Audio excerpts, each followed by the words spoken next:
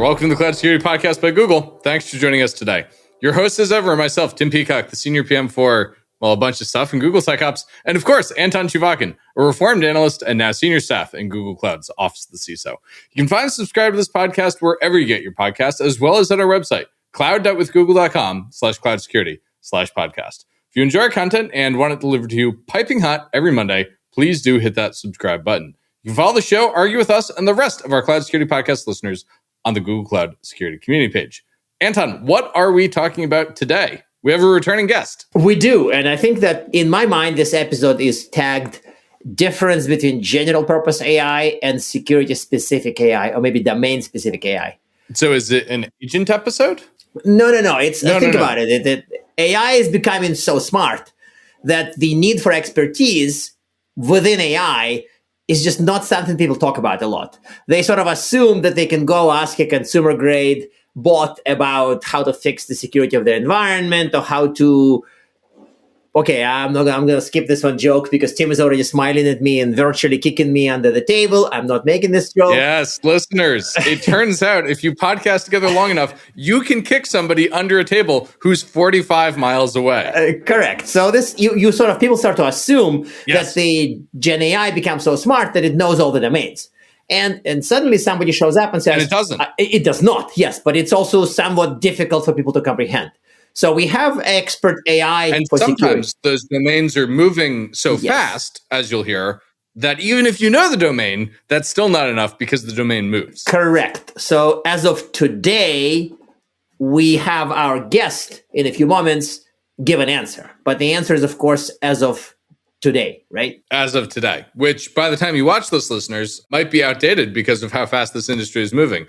And so let's hurry up and turn things over to today's guest before things move any faster. Today, we're joined by Ellie Burstein, a distinguished scientist at Google DeepMind. Ellie, thank you for joining us once again on the show. We had you on ages ago. Today, I want to talk about Sec-Gemini. So I've heard of Gemini. I love Gemini. I use it all the time. It writes all my PRDs for me. But what is Sec-Gemini? Who are we building it for? And why are we building it? Thank you for having me on the show. I'm glad to be invited again. Sec-Gemini is a research initiative that we launched mid-2025, which aim at trying to build the most capable AI for cybersecurity tasks.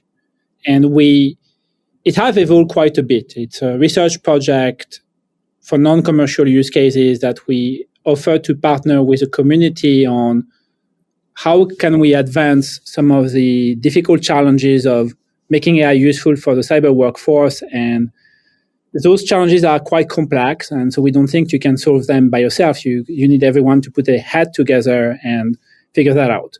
So what is the relationship between Gemini and Sec-Gemini? So essentially, we went to a very winded discovery path over the last year, but honestly, we ended up on using Gemini, the latest version, at whatever it will be at the time of the recording, to power a form of agent. And we can talk about the evolution of how we evolved it multiple times based on the learning of this experiment, actually, and the learning of the community and other agents. But essentially, we use Gemini plus a agentic framework, plus a lot of really specialized tools and data. So, for example, Sec-Gemini have access to what we call near real-time data, which is sub 1 hour, essentially.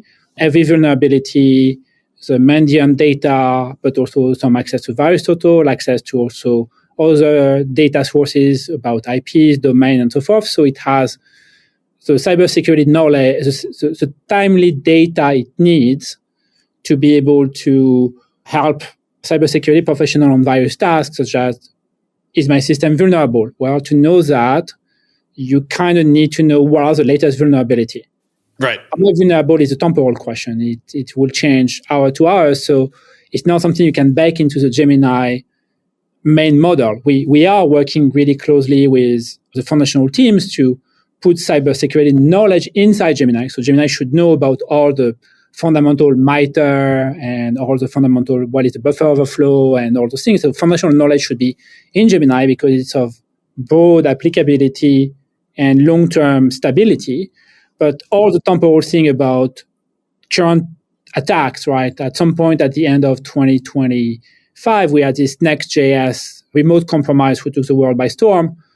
If you were to ask Sec-Gemini within an hour after the vulnerability being in the wild, you would want to know what it is, what is the patch, and is it exploited? Right, but that's not giving me the training data because it was trained more than an hour ago. So what the heck do you do about that? Yeah, so that's one of the big important reasons of why you need Sec-Gemini and why it's also a gated project is we have to give it access to a lot of temporal, high-value data, which is usually reserved to paying customer of GCP. Surely there are other fields, though, where highly temporal data is relevant, like news, weather, traffic. So this doesn't feel to me yet like Sec-Gemini needs to exist. It feels like Gemini in general needs to have access to temporal data. So what's the gap there?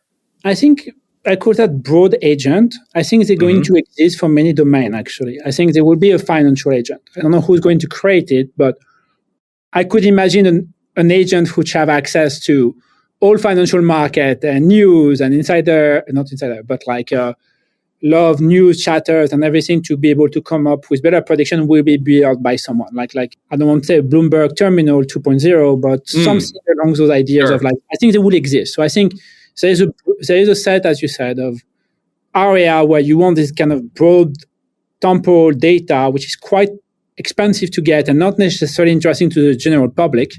Most people don't care about threat intelligence, to be honest. And most people, a larger swath probably care about finance, but not to the point of trader cares about. So I think those are going to emerge. I think those are not going to be models in themselves. They will be like agents which have broad capability, specialized into your market. It just happened that Sec-Gemini, we scoped it to cybersecurity because that's where we come from and that's our expertise.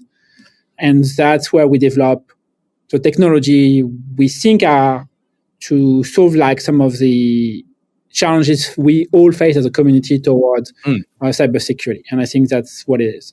That makes sense. So I'm kind of curious because in the past, of course, DeepMind specifically has a lot of hard problems to solve from protein folding, and I'm sure some stuff that we haven't even talked about. So how did we decide to actually dedicate resources to a cybersecurity problem? Of course, all of us here think cybersecurity is the most important thing in the world, but also if somebody wakes me up and says, Anton, would you rather cure cancer or cure ransomware? The answer would be kind of obvious. So how is DeepMind deciding to create something like Sec-Gemini? What went into the thinking? Okay, so that's where we might ship outside more of our org chart that we would like, but to explain, I'm part of originally, and I'm still part of the security team, which is inside Google Alphabet, and I'm also reporting to DeepMind. So I'm in both places. The project originated from the Google side of the house, or the security team side of the house, because we have a very large working force, and we see the need of AI to defend Alphabet as a critical component to stay ahead of our attackers, right? Everyone is very concerned. We talk about deepfake and we talk about the model being able to accelerate nation state and other malicious actors' capabilities. So that has been at the forefront of Google security team mind for a long time. And so that's where, if you do research on security, that is just in front of your mind because we know we need those capabilities. And then where it intersects with the big bet thinking of DeepMind is, as AGI approach the threat raised by AI and raised by making more powerful model or make the situation worse. So fundamentally, we want the defensive capability to be ahead of the offensive capability. And so we do need better defensive capability as early as we can. And I think Sec-Gemini is one of those projects. For reference, I will cite two others which do exist, which are also very innovative and interesting. We have Big Sleep, which I think I've been on the show before, which is, for those who haven't heard this episode, is about finding vulnerabilities like a Project Zero person will do. Again, started from the security team and in collaboration with DeepMind. So we have the same thing, which is yes, finding vulnerability faster than the attacker is very important. And then we have Mender, which started from the other side. We started from DeepMind with the help now of the security team. So, it's everyone works together, right? And at the end of the day, it's only one big company, and where we try to fix the vulnerability because it's not enough to to find the vulnerability, we also need at some point to be able to create a patch for them, and then that takes the time. A fire department is much more effective when they can put the fire out instead of just saying, hey, look, it's on fire. And I think that's a very interesting segue into what are the hard problems that we're facing with Sec-Gemini, which is neither of those two things. Yeah, what are you trying to do that's not vulnerability discovery or vulnerability patching? Because to me, those are like, I don't know, kind of the two scariest things AI could do right now. So, exactly, right? So I think that's a good. Those are very important projects, and that's why I said those are important to exist. I think we do, moving forward, consider exposing those capabilities via Sec-Gemini to the trusted program. So actually, vulnerability pen testing is important. I think pen testing is a little bit more than just finding bugs in code. It might be also finding misconfiguration. It can be finding crypto not correctly configured. It can be finding different type of things that needs to be hardened. So that's one of the passes. The other thing is, and we could call it SecOps in a way. There is this problem of, well, Big Sleep found a vulnerability, Mender wrote a patch, now you have to deploy this patch 1 million times. And deploying patches is not as easy as people would imagine at first glance. Or maybe people are very aware how hard it is, but it's not only like deploying the patch is a problem, it's also what are the consequences of deploying such a patch. So for example, there is this, it's not a well-known example, but it's an example that we heard of, this famous database who, as part of a fix, actually added a very small delay at the startup. And then that, by rebooting the database, took down quite a few companies because they were all expecting the database to be immediately available at reboot time. And so a lot of assumptions baked into the behavior of the software have downstream consequences which are extremely hard to evaluate. So eventually, even if you create 1 million patch, those 1 million patch needs to be applied. Right. That's why we still have a lot of old vulnerability who are making massive damage to the world infrastructure because the backlog is so intense, right? So that's one of the... I suppose the problem of patch availability on vulnerability remediation is only a problem for a short period of time. And then the problem is actually patch application. And so, I can see how, Deep Sleep is good at solving, we need to find vulnerabilities. Mender is going to be helpful at we need patches. But then there's everything that comes after that. And we all know how many things are getting popped by non-zero-day vulnerabilities. Exactly. And I think there is also this need for people who are not necessarily large security team like Google to have like an integrated solution where you probably want everything to be done in one go. And so that is also one of the idea of having this longer horizon capability in Sec-Gemini, which has been the focus starting end of 2025 on making it a meta agent who can do very, very long reasoning steps. Is you need to do a lot of steps, and those steps are very dependent on the organization who want to make them. And I think if we want to have security professional, it's more like find me the configuration bugs for that machine and try to make it, to fix it. Then you go grab a coffee, you come back, and maybe it has a bunch of decisions for you to make, and then you approve them, and then it's going to execute them. And then while doing that, you need to have multiple tasks. And I think moving to also this paradigm of workflow and multitask is something we're exploring. And so that's the part of the thing we try to build with Sec-Gemini. And those are large problems which are mostly unsolved. And I think a lot of people are working on them. That's great. I think we need all the brain we can get to kind of make those happen. And so this makes sense. And I think that to me is the logical kind of set of tasks that we have. But here's the thing. Even regular LLMs constantly get asked security questions. And I'm sure all of us have asked Gemini, and I've asked Gemini earlier today about some, tricky problem I had. So, the answer quality is improving and all that. And I think the currency, the recent breaches, all that stuff comes up. And people who hear about Sec-Gemini occasionally come to us and say, okay, I tried Gemini for security tasks. I pasted logs. I pasted alerts for my SIEM. I've pasted vulnerabilities. I tried to make a gem the other day that explains whether certain vulnerability should be prioritized. These things work. But if somebody comes to you and says, hey, Ellie, give me 3 tasks where Sec-Gemini is amazing, but regular general purpose AI, whether ours or somebody else's, is just not good enough. What would be the 3 examples? Like, where is Sec-Gemini better at security? What are the specifics? Okay, so 3. So I think the first one is the one we talked about at Black Hat, which is digital forensic incident remediations, where if you were to pass 1 million line of log into Gemini, which you can, the context can do it, it gets very, very quickly difficult for it to reason about your log, and you don't necessarily get the result. To be able to do digital forensic, you need actually quite a bit of tooling and quite a bit of steering and quite a bit of other secret sauce to be able to do it in a way which is efficient. And I think the model, just raw data into the model, is not working for that. I think a lot of people have tried that. If that was that obvious, digital forensic would be solved today, which is not. So we have really good results with Sec-Gemini. I think we did the last evaluation we ran late 2025, we had like 60% of analyst finding refound by the AI on real world use cases we run. But that 60% is far, far better than, let's say, even the latest Gemini because of the tooling, the data, and the reasoning engine we have, right? So I think that's one.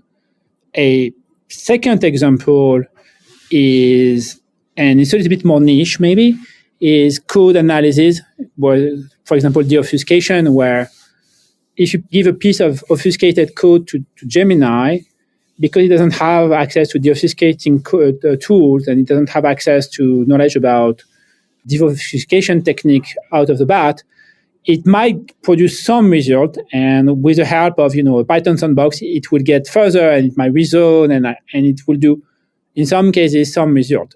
We had, thanks to one of our trusted tester, access, for example, to an 11 megabyte JavaScript obfuscated, and then Gemini did some analysis of it, but it was completely incorrect, and it couldn't figure out what was the crypto address used, what was the command and control, whereas we have a lot of tooling and we have a lot of specialized module for deobfuscation for JavaScript, and so Sec-Gemini gives you a far better deobfuscated code. Again, it piggybacks on the extreme quality capability of the latest generation of Gemini, but it also added the tool and the playbook and the knowledge that is needed to push it a little bit further. And that further do make a difference in deobfuscation. And we see that in many other use cases, such as pen testing. Adding tool for pen testing is something that everyone knows is helping a lot because, like the model can really benefit from tools to check the HTTP, scanning for SQL injection, looking at code, doing GraphQL and whatnot. So I think pen testing is the third one, and scam might be a fourth one. For scam, it's actually interesting. Gemini is quite paranoid. So really, yeah, it is. Yeah, no, I can. Yeah, I think I know what he's talking about. Oh, this gets back to what we were discussing yesterday, Anton. Yes, it is. Yes, correct. That's exact. Last time Ellie brought a dirty bomb example, so I'm not sure planning an invasion would be today. So let's not. We're not going to plan any invasions for any kind of small states today. No, I think not. We have this problem, right? So, for example, for scam, we have the exact opposite problem, which is if you were to ask it, is it a scam? Gemini would have far higher false positives than we would have with Sec-Gemini because Sec-Gemini give it enough context and give it enough tool to actually counterbalance it being overly suspicious. And so that's an example where actually there is something to be done. And when you equip the model, it's able to use what's in the context and the tool and the code who drive all those execution to be able to be a little bit more balanced. So I think that's kind of this type of things. And then there is a lot of details such that because it has better data, you get better answers, or you can ask questions that you cannot get temporarily, as we discussed. So I think that's all those things which make it an interesting journey to have. And I think it helps to develop capability which are genuinely useful and we would love to have in the hand of as many people as we can to help. So I hope that answers your question, Anton. Yes, it actually helped quite a bit. So I'm glad it helped. I'm glad Anton is mollified. I want to ask something a little bit off book, which is you keep talking about trusted testers. Why is this limited availability for now? Why are we not going broader with it? I think we want to explore. And to be able to explore, we can't make any promises that what is available today is the same as tomorrow, and there is no stability, right? There's no that, and it's also we don't have really SLO or SLA.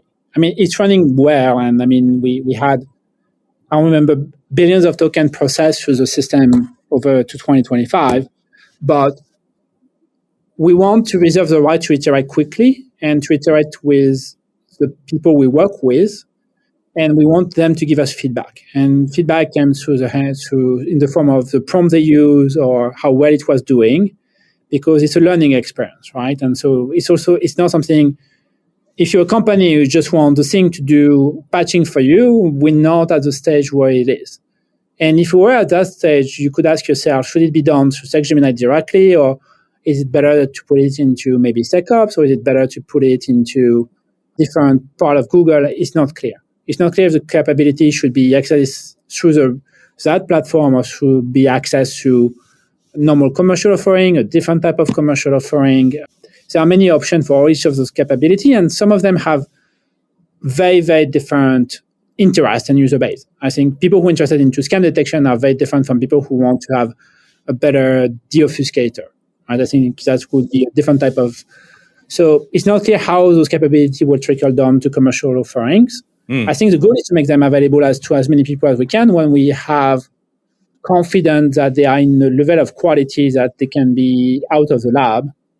I think we're still cooking with our trusted tester. And I think that's been a very, very good journey to have people who are outside of Google and have different view and different data and different problem, testing things and providing knowledge and even ideas on how we should fix it. And they also find ideas on how to use it that we haven't thought of by ourselves. I think it's also driving, it's also a very good learning experience on, we should have thought of that. Like, for example, yeah, what's something in that category? For example, threat modeling. We didn't expect to get few organizations telling us, threat modeling is an interesting capability. We're using AI quite a bit to do threat modeling for our product or our system or whatnot. I think it's not something which was on our radar from the get-go. So I think that was quite an interesting one. That's interesting. Yeah. Is Gemini good at threat modeling? I mean, it's paranoid, so... Yeah, maybe. I think we haven't explored that one. We found it very interesting. We got a nonprofit. One of our trusted tester, which is a nonprofit, came to us and say, our problem is making sure that the phones actually do not have any kind of sensitive data when our personnel is traveling because we're afraid of the phone being stolen or lost or seized. Is there a way to do hardening posture to the phone? And that's you could argue maybe it's part of ISM, maybe it's not. That was just, some of the prospective testers of Sec-Gemini would say, this is the type of problem we might be interested in. When we have those fit calls with the trusted tester, we learn a lot about what they want to do. And sometimes it's a good fit, sometimes it's not a good fit. For that specific one, we didn't have a good answer. But that's an interesting view of what is ISM truly means. It's like, I'm concerned about the security posture of the phone of my organization. That's a very valid one. I think we didn't thought of that one. So I want to ask you kind of a weird side question about, we of course had a recent episode about Google using AI agents for security, but are we using Sec-Gemini for anything internally? And is there anything you can talk about? Like, do we find value in that tech in any kind of internal tasks? You can describe them even vaguely if this is even maybe too sensitive. I think we try to experiment with internal teams the way we experiment with external trusted testers.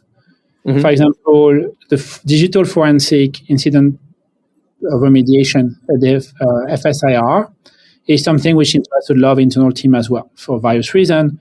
They're also experimenting with the idea and see how our reasoning capability on log is helping them. So far, it has been pretty successful. Mm-hmm. How it translates into internal security, we'll have to see if it's a technological transfer, if they're going to keep using it as is. It's a good question. I think Sec-Gemini is really like an engine for innovating and trying ideas and getting to the forefront of what we can do today. I think that's what we ask ourselves every morning is like, what can we do today we haven't done yet? How we can go one step further as fast as we can. And I think that then we learn things and we readily share. We talk to other team about deobfuscation, and they are very interested into how we approach the deobfuscation, what type of tool we're using, what type of reasoning we are enforcing on that to try to do their own use case. We have a lot of deobfuscation need inside Google, for example, where I think we have a good engagement. Scam is a big problem for many of our projects, so they are also very interested into agentic to help our user being less scammed. How it's going to materialize, how we're going to release it to users is a different question. But I think it is actually part of the conversation and driving innovation, which is really the goal of it. So I think maybe that also explains a little bit more why would DeepMind want something like that, and why would we get also cloud support and everyone else support. Actually, I think everyone is supportive inside Google about the project is we need kind of a thing to keep the innovation going as fast as we can, and we learn something out of it. And it evolved in goal and scope as time passed to reflect the nature of the evolution of the threat landscape and our understanding on how to do it, right? So I can't even tell you what it will be in 6 months. I have no idea. Well, that's the nature of research, and that's why you are, a distinguished that's why we're doing scientist. Research, yeah. That actually kind of makes sense. Yeah, yeah. If we had a PM here, we could ask for what it would be in 6 months, and they would give us an answer. However, PMs like AI will confidently give an answer that might very well be wrong. Well, I think no one knows, to be honest. Yeah, that is the interesting thing here is nobody knows. So in a spirit of nobody knows, I hate to do this, but I have to ask our traditional closing questions. One, do you have a tip to help teams get more value out of LLMs in their security programs? Two, do you have recommended reading? And three, is there a way for people to reach out if they want to join the Trusted Tester program for Sec-Gemini? Okay, wow. 3 is a bonus, by the way. 3 is a bonus question. Okay, I got a bonus question. Oh, lucky me. So, 1, tips for security team. I think one thing we learn, we learn 2 things which are broadly applicable. So, first one is a version of the bitter lesson, which is we started very early on to focus on custom model and doing a lot of reinforcement learning and stuff like that as an idea on how to improve some of the capability. But base model are becoming improving quite steadily and quite well. So investing into models themselves has very, very strong diminishing return, even internally. So I would say that is not something which is a good thing to do. I think the model of today will be subsumed by the model of tomorrow, and tomorrow will be much better. And so rolling out your own has diminishing return very quickly. And so we did abandon that. I wish we would never have started. At the time, it was not that clear. Right? Again, when we started ideating the project, it was Gemini 1.0. Right? It was not like 3 and above. Right? So there's a very, very long gap. And so, but knowing that now, I'll be like, that's not the thing. I think the other thing is, when you design an AI for security, it's a workload. It is not an interactive chat. It should not be considered like as a ChatGPT clone or like something you do with a prompt. It should be something that you let the AI run and do on the background and then collect. And I think that creates a different type of infrastructure need and a different type of design, architectural design. I think a lot more people are going to discover over the next few months that long-term horizon planning, which is like being able to do 200, 300 steps, is going to be needed. And that control of context and control of what you put into it and being able to prune it and have it like this is going to be important. So I think when you design your AI for security, you need to think of this kind of like, I'm going to run this as a long-term, long-running job. And that creates a lot of different architecture decision. Again, I wish we would have done that from the get-go, but from the get-go, it was like, well, you ask a question to Sec-Gemini, you get immediately an answer. And then the answer become, well, we're going to investigate 6 million lines of logs, so be patient. It's going to be a 17-minute answer for you now. And, past a certain point, it's like, well, everything is like this. If I investigate an alert, it's not an interactive thing. If I reverse a binary, it's not an interactive thing. Not at the beginning, right? There's a lot of those long processing phase, followed by some review. And so I think thinking along those ways when you design your system or think on how to integrate AI, make it very, very different from, I'm adding a chatbot to my product, which is not going to work long term. And I think that's what will make a better, more successful project. I see those are 2 fundamental design principles. So that was the one question. Reading. Recommended reading. I post every week a weekend read on LinkedIn. If you want to follow, this is the paper that week I found the most interesting. It's usually AI or security. Sometimes it's a blog post. It's just like, if you want to read one thing this week, just read that. Nice. So that's my way of sharing what to read. Okay, so you just shared actually a subscription, not just one thing to read. That's great. Very well done. And then bonus question. It's on LinkedIn. Hey, it's awesome. That's really great. It's on Twitter. X. It's on X. Also, I'm just posting it like, read it if you would like. I think I read through a lot of things every week, and I try to find one that, if you have a cup of coffee on a Saturday or Sunday and want to read something interesting and stimulating, you would find it interesting. Even if you're not a research scientist, that's not the point. It's like the idea is worth knowing. So that's the proposal. So that's basically the only thing I post on social media. So, but I think people find value of it. And then 3, trusted tester program. Okay, well, it depends. If you are a Google Cloud customer, then your sales reps can do that for you. And they have a form, and we work very closely with all the Google Cloud organization, and we're really happy with the collaboration. It's awesome. And so they know how to put people on the list.